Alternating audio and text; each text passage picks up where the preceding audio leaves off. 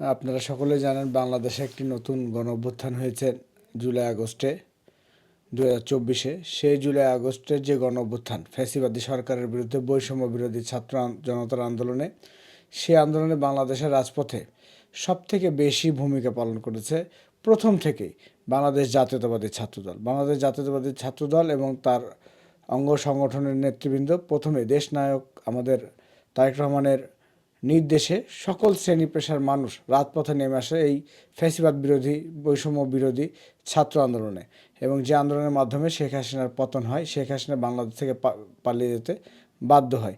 আমরা সেই আন্দোলনে বাংলাদেশ জাতীয়তাবাদী ছাত্রদল আসলে প্রত্যেকটি নেতাকর্মী ও রাজশাহীতে, বিশেষ করে আমাদের রাজশাহীতে প্রথম থেকেই সেই 9 তারিখ থেকে রাজশাহী কলেজ, 8 তারিখ 9 তারিখ রাজশাহী কলেজ ছাত্রদলের নেতৃবৃন্দ রাজশাহী কলেজের সামনে, পরবর্তীতে আমরা 0 পয়েন্ট থেকে 16, 17, 18 এবং 19 তারিখে আমাদের বিএনপির কর্মসূচি ছিল।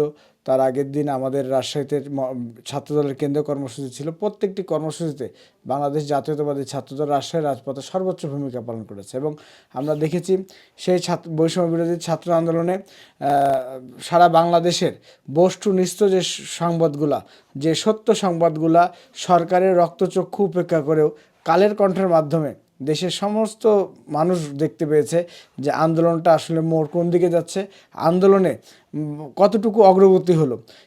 সেই টোটাল চিত্রটা মিডিয়ার মাধ্যমে, বিশেষ করে আমি ধন্যবাদ জানাই কালের কণ্ঠকে। কালের কণ্ঠ তখন যেভাবে বস্তুনিষ্ঠ সাংবাদিকতার পরিচয় দিয়েছে, তাতে আমি মহানগর ছাত্রদলের পক্ষ থেকে এবং আমার পক্ষ থেকে কালের কণ্ঠকে ধন্যবাদ জানাই যে এত সুন্দরভাবে সেই বৈষম্য বিরোধী ছাত্র আন্দোলনে যা ঘটেছে, সরকারের কোনো নিষেধাজ্ঞা, সরকারের কোনো প্রেসক্রিপশন তারা ফলো না করে যা সত্যি সেটাই দেশের জনগণের কাছে মাঝে তুলে ধরার জন্য তারা চেষ্টা করেছে। এবং সেখান থেকে আমরা একসময় যখন ইন্টারনেট বন্ধ হয়ে গেল, কালের কণ্ঠ সহ আরও যে সমস্ত মিডিয়াগুলো রয়েছে, যারা সরকারের তখন নির্দেশ, সরকারের আদেশ অমান্য করে যারা বৈষম্য বিরোধী ছাত্রদের পক্ষে বিভিন্ন রকম নিউজ করে সারা দেশের মানুষকে, বিশেষ করে ছাত্র সমাজকে তারা জাগ্রত করেছে, তাদেরকে উৎসাহ দিয়েছে, তাদেরকে বিভিন্ন রকমভাবে প্রেরণা দিয়েছে, যার ফলে সমষ্টিগতভাবেই প্রত্যেকের আমাদের ঐক্যান্তভাবে একক চেষ্টাতেই আমরা আসলে এই ফ্যাসিবাদকে বাংলাদেশ থেকে সরাতে পেরেছি।